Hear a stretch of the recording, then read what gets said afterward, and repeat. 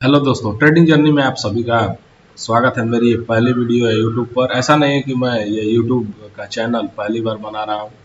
मेरा एक और चैनल है जिस पे लाखों के सब्सक्राइबर रह चुके हैं और मैंने उस पर काम करना बंद कर दिया था। लेकिन फिर से मैं अपने ट्रेडिंग जर्नी के साथ आप लोगों के साथ जुड़ना चाहता था, जहाँ मैं आपकी भी ट्रेडिंग जर्नी से जुड़ सकूँ, अपने बातें साझा कर सकूँ और एक ट्रेडिंग फैमिली जो चल रही है उसके साथ इंटरेक्ट हुआ जा सके। मैं भी आपको यहाँ पर अपने डेली के ट्रेड्स शेयर करूँगा। शुरू की जर्नी हर एक ट्रेडर की काफ़ी मुश्किल होती है, जैसा मेरी भी है। अगर आप भी नए ट्रेडर हैं तो आपकी भी होगी।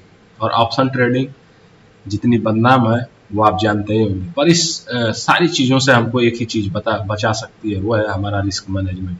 अगर रिस्क मैनेजमेंट से हम चलते हैं तो हमारा अकाउंट कभी खाली नहीं होता है। और उसमें भी जब आप हेजिंग के साथ चलते हैं, रिस्क मैनेजमेंट भी हो और हेजिंग भी हो, आप लाख पोजीशन गलत लेंगे, लेकिन एक ट्रेड में निर्धारित लॉस आपको बुक करना रहता है और वो चीज़ आपको ट्रेडिंग की जर्नी को आगे ले चलने में काफ़ी मदद करती है। मेरा भी एक छोटा सा ट्रेड था जहाँ आज 1000 का लॉस हुआ।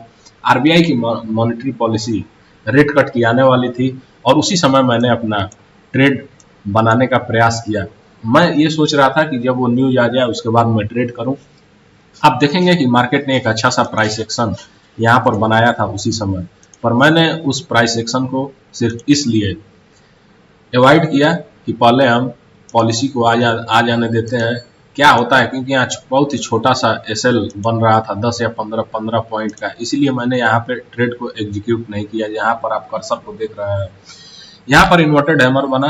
मैं मार्केट ने इसे रिटेस्ट किया और जैसे ही पॉलिसी का अनाउंसमेंट हुआ, मार्केट ने एक ही कैंडल में एक अच्छा खासा मूव दिया। ये सारी चीज़ें मेरे सामने हो रही थी। मैं यहाँ पे एंट्री बनाने की सोच भी रहा था, पर सिर्फ न्यूज की वजह से मैंने ट्रेड नहीं किया। क्योंकि कई सारे बड़े ट्रेडरों को मैंने सुना है कि आप कभी न्यूज वाली मार्केट में न फंसे जब भी कोई बड़ी न्यूज आने वाली हो।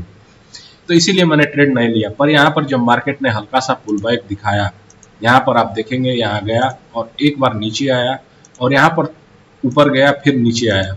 मैंने इसी में एंट्री बना ली। मेरी ये मिस्टेक थी, मुझे मार्केट का वेट करना चाहिए था। मार्केट थोड़े से अपने ट्रेंडिंग फेज में था, जो 9 और 20 में भी दिखा रहा था।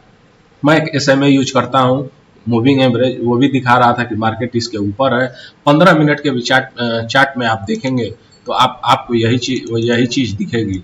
आप देख सकते हैं 15 मिनट के चार्ट पे भी सेम चीज दिख रही थी। पर यही होती है ट्रेडिंग साइकोलॉजी कि आप जिस समय अपना ट्रेड एग्जीक्यूट कर रहे हैं उस समय आप नियमों को कितने अच्छे तरह से देख पा रहे हैं। मैं सप्लाई और डिमांड और ऑप्शन सेलिंग मैं करता हूँ हेजिंग के साथ। तो आप यहाँ पर देखेंगे जिस वक्त मार्केट इस जोन में था, आप देखेंगे कि पूरी तरह से 9 और 20 में जो था वो रिवर्सल दिखा रहा था। RSI जो है वो भी मिड रेंज में था और बिना किसी कंफर्मेशन के मैंने ट्रेड ले लिया। पहला ट्रेड मेरा यहाँ तक चला गया, आप देख सकते हैं इस कैंडल तक। ये मेरा डे हाई का एसएल था और वहां पर जाके फिर मार्केट लौटा और कॉस्ट टू कॉस्ट मेरा ट्रेड आ गया था। मैंने फिर भी एग्जिट नहीं किया क्योंकि रिस्क टू रिवार्ड मेरा फिक्स था। मेरा ये था कि या तो मैं आज एसएल लूंगा या तो अपने रिस्क टू रिवार्ड पे काम करूंगा। 300-400 का प्रॉफिट बदला, फिर वो जब लॉस में जाने लगा तो मैंने यहाँ पे, मुझे लगा कि अब रिवर्सल आएगा तो मैंने एग्जिट कर दिया। और आप देख सकते हैं अभी तक मार्केट उसी ट्रेंड में है। साथ साथ बैंक निफ्टी भी 55,000 के लेवल को क्रॉस करके और होल्ड कर रहा था, तो मैंने अपने ट्रेड को एग्जिट कर दिया। अब मैं सही था या गलत आप मुझे जरूर बताइएगा, आपने भी अगर आज ट्रेड किया होगा। दूसरी एंट्री मैंने इस कैंडल पे बना ली जिसे आप देख रहे हैं। ये वो कैंडल है जहाँ पर मैंने दूसरी एंट्री बनाई। ये जो इन्वर्टेड हैमर आपको दिख रहा है, यहाँ पर मैंने एक एंट्री बना ली और यहाँ पर थोड़ा सा वीक वो नीचे आया था, पर 9 और 20 को मैं यहाँ पर भूल गया कि उसके नीचे प्राइस को आने देते हैं, इस जो सप्लाई जोन था उसके नीचे आने देते हैं। पर जैसे ही इसका रिवर्सल आया और डे हाई जैसे ही कटा और यहीं पर बैंक निफ्टी 55,000 के लेवल को क्रॉस कर रहा था, तो मैंने अपने ट्रेड से एग्जिट ले लिया। एक ट्रेड में मेरा 500 का लॉस था, दूसरे ट्रेड में भी सेम 500 का लॉस था। दोनों मिला के आपको मैं अगर दिखा दूं तो 990 का लॉस है। मेरी पहली एंट्री थी 10:09 पे, उसको मैंने एग्जिट किया 10:57 पे। दूसरी एंट्री 11:06 पे की और 11:12 पे मैंने एग्जिट कर दिया। यही मेरा एक छोटा सा ट्रेड था। मुझे उम्मीद है नई वीडियो है और मेरी पहली वीडियो ट्रेडिंग की है। अभी भी आप देख सकते हैं मार्केट को, आज मार्केट का ट्रेंड ही पूरी तरह से बुलिश है। आप 15 मिनट के विचार्ट पे देखेंगे तो 9 और 20 में सीधे से रिवर्सल दिखा रहा था शुरू से। और जिस समय साइडवेज जोन में हो तो उस समय ट्रेड को अवॉइड करना चाहिए, पर मेरा ट्रेड सेलिंग का होता है। मैं यहाँ पर मैंने एक ही गलती की कि मैंने डे हाई का वेट नहीं किया कि वहां पर कोई 15 मिनट की कैंडल पे रिवर्सल मिले। ऐसा होता है कभी कभी, हर दिन आपका नहीं होता है।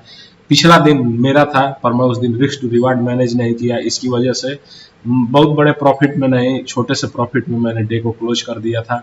और आज उसी का खामियाजा मुझे भुगतना पड़ रहा है कि नहीं तो कल का जो मैं पैसा रिस्क टू रिवार्ड से कमाया रहता, आज मेरा लॉस नेग्लिजिबल रहता। इसीलिए रिस्क टू रिवार्ड फॉलो करना बहुत जरूरी है। सारे ट्रेडर फॉलो करते हैं और हम और आपको भी ये चीज़ें, अगर हमें अपनी ट्रेडिंग की जर्नी को काफ़ी आगे ले जाना है तो फॉलो करना ही पड़ेगा।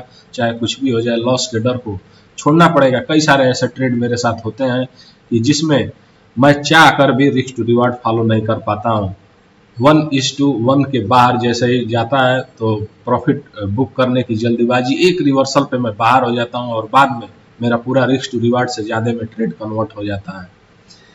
तो यही सब चीज़ें हैं, धीरे धीरे इसको सुधारना है। उम्मीद है कि आप सभी के साथ, आपकी भी जर्नी के साथ ऐसा कुछ हो रहा होगा। अगर आप भी कहीं अपनी ट्रेडिंग जर्नी शेयर करते हैं तो मुझे ज़रूर लिंक प्रोवाइड करिएगा। मैं भी आपकी ट्रेडिंग जर्नी को देखूंगा, कुछ सीख सकता हूं तो सीखूंगा। हम कोई सेबी रजिस्टर्ड नहीं है, हम अपने डेली के ट्रेड्स आपके साथ साझा कर रहे हैं। वीडियो में बने रहने के लिए आप सबका बहुत बहुत धन्यवाद।